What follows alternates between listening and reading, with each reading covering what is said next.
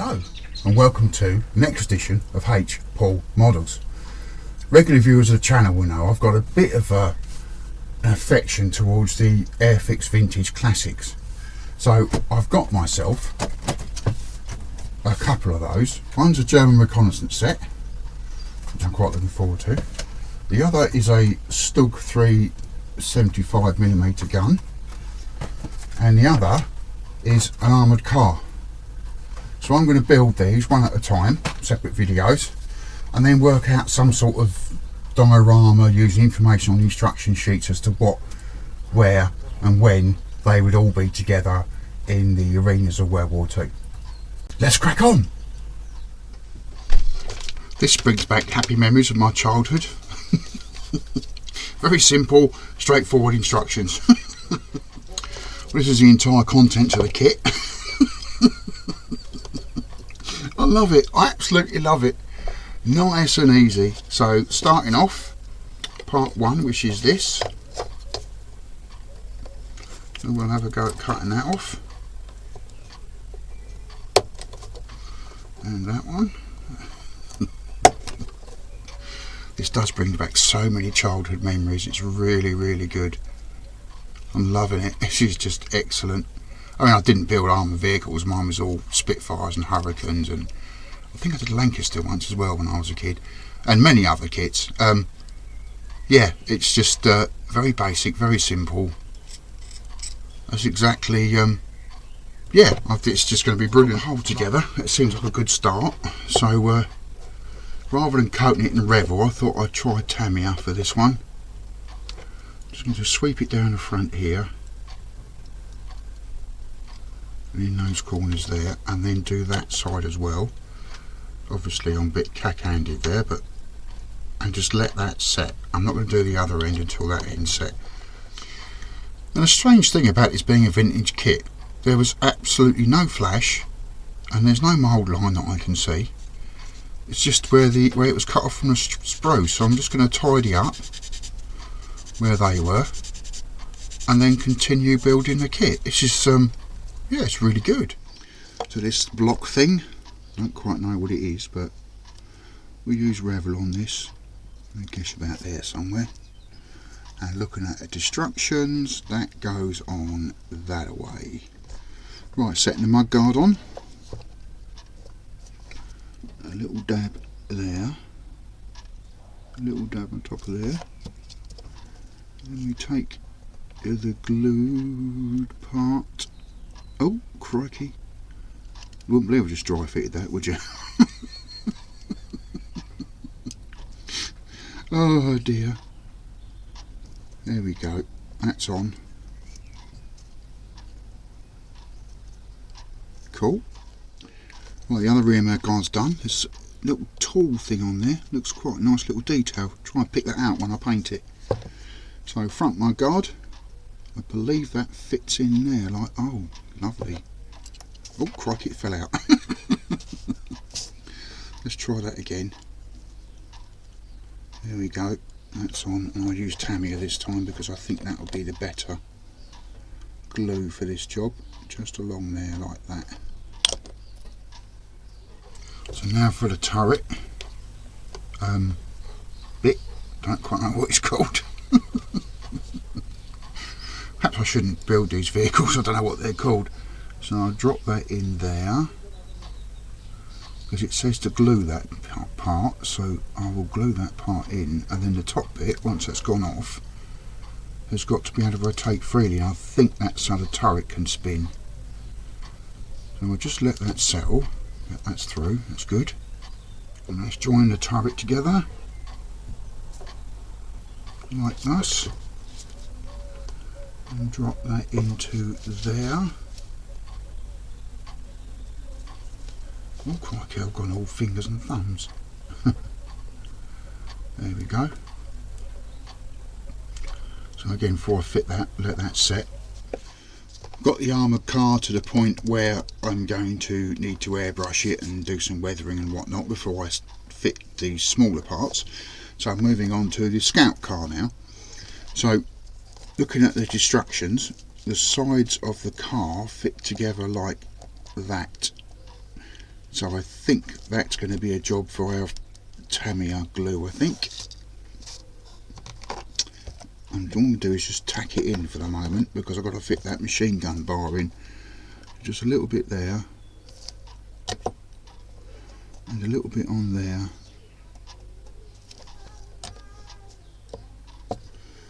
and then do the same with this side. So offer that up, and then what I'll do once the machine gun bar is fitted, I will glue the sides in properly. So just a little bit of a tack here and there. So one there, and a little bit there. Position them right. Twigs is probably a bit better now. Just get them roughly where they need to go. That's it. And then a little tiny dab on each end of this, and then see if I can drop that in as well. I'll be able to get this bar in there, he says, as it's clearly not going to go. Oh dear. In you go, come on, get in there. That's it, it's in. That was relatively painless. So just fit them all together, give it a good squeeze into places it's got to go.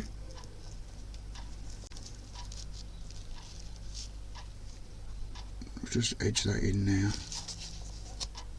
And turn the model upside down, get the sides tight to the bottom, and then just run a bead down there, hopefully not getting any fingerprints, which is my favourite thing with Tamiya, and then just let that set. So I fitted the bonnet. I'm now just going to fit, or the hood depending on which continent or country you're from, I'm going to fit the rear end in. Stop laughing at the cheap seats. Just get that in there.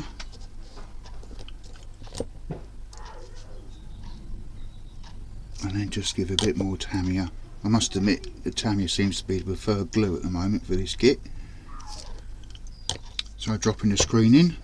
Unfortunately there's no clear part, but then again I suppose being a vintage part, back in the day that may have been a bit too, I don't know what the word is, too forward for these guys to do at the time.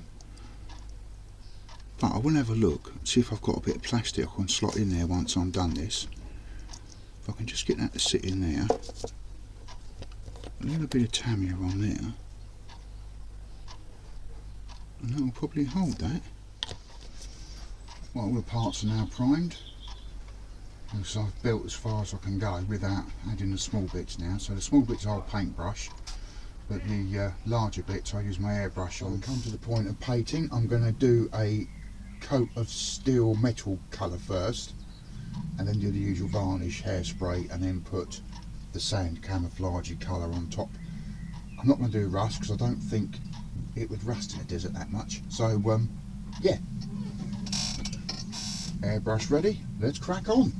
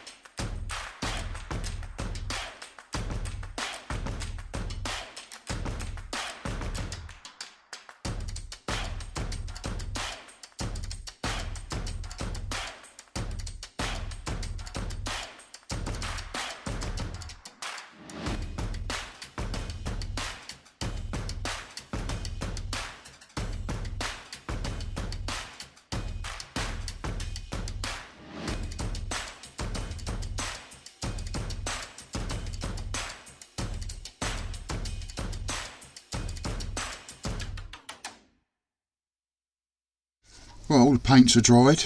I think I may have mixed the 94 a bit too thin, but that may have done me a favour, because I've got little like steel veins where it's been sandblasted, the paint's come off. I quite like that. especially the turret. I don't know if you can see that in the camera, but I think it looks quite good. I'm quite pleased with that. So I'm not going to chip that because that's already where I want it to be. This armoured car, I'm going to give it a little bit more chipping on its front end here. Just there, on its guards where it would be, and around the toolboxes. There we go. And a bit on these toolboxes. Not too much. Just on the catches more than anything else. There we go. A bit on these. And on here. And possibly down here as well, where it would come in contact with brush and rocks and stuff in the desert.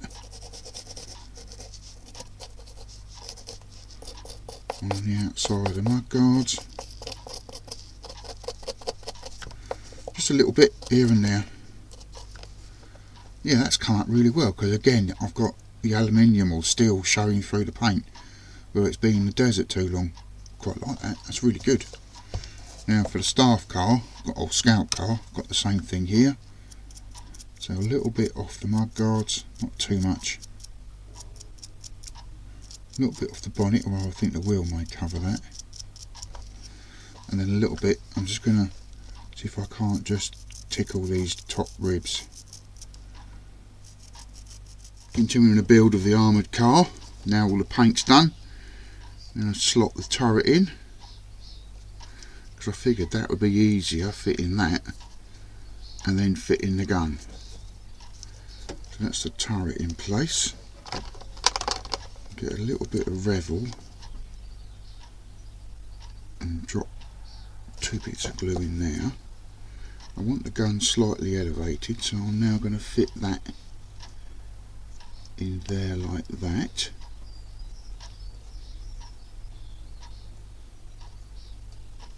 And there we go, that's the turret done. Cool. I'm going to place the axles in now. A bit along there and a bit along there. And then each axle, they're not keyed or anything, just drop straight in. Like that.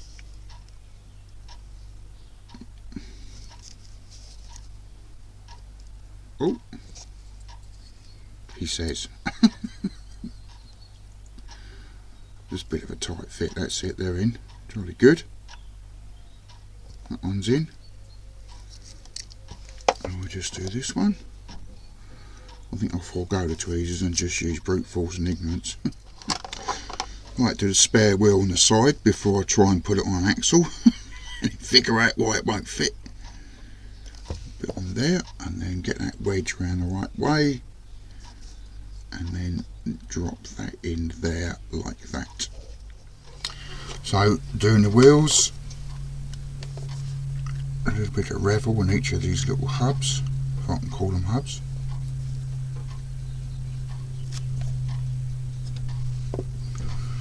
And then, very carefully, I say as a pretext of trying to be careful,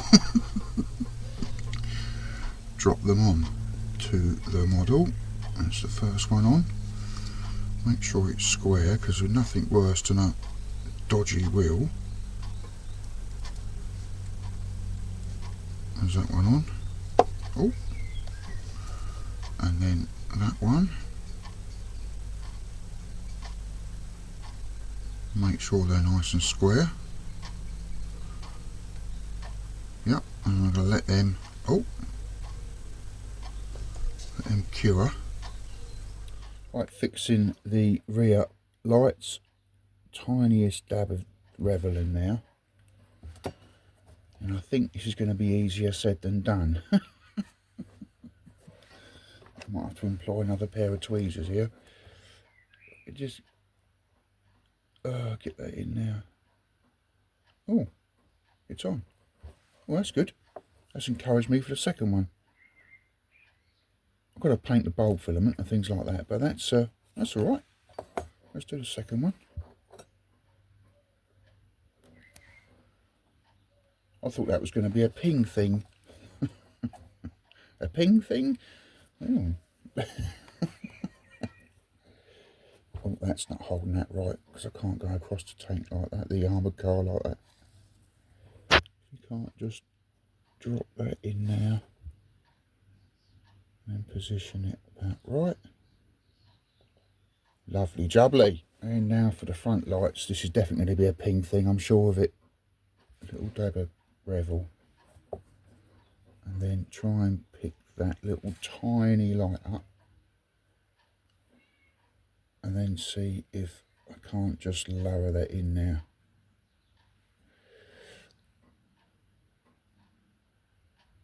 Oh no, that went relatively painless. So let's chance my arm.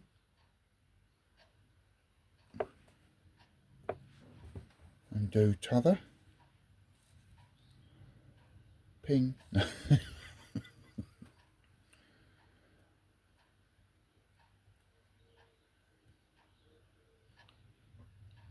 My goodness, it's on.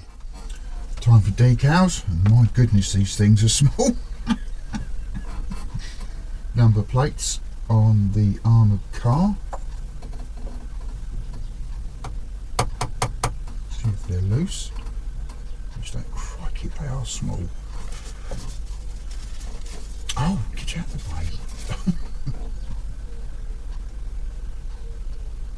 That one there. That's the armoured car finished. I've also off camera finished the staff car off. To be honest, it was the same as the armoured car, headlights and wheels and whatnot, so I wasn't going to bore you with that detail. So now I'm going to put the passenger driver in, a little tack of Revel on the driver's seat, and see if these guys will go in, because they're supposed to go in whilst you build the car, but how are you supposed to paint them? Let's get the driver in now, if I can. This might be easier said than done. Oh, come on, in you go. Right, he's in. A little push down. And then the passenger, it can go in now.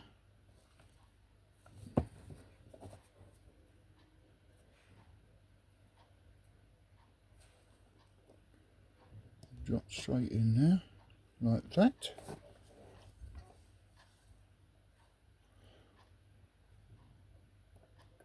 He's in.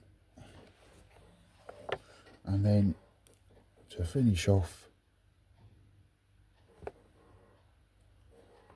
I'll put the machine gun in the top of the mount, like that. There you go. Just to finish the cars up, the tank off, a little bit of wash over some of these hatches, just to bring out the detail. Oh, crikey, not that flying. Sand weathering powder, which I'm going to add to this on the wheels, a bit of weathering effect.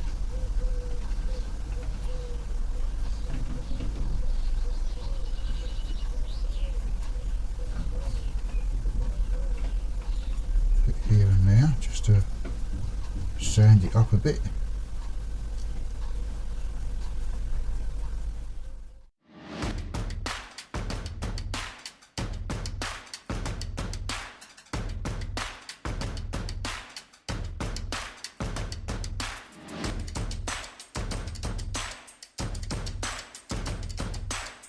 So there we are, very likely the two smallest models I have ever built. They're fantastic.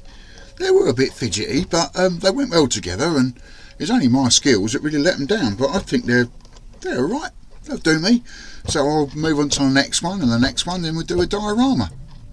So, if you like the video, please give me a like. If you haven't already, please subscribe, and I'll see you in the next episode. Cheers!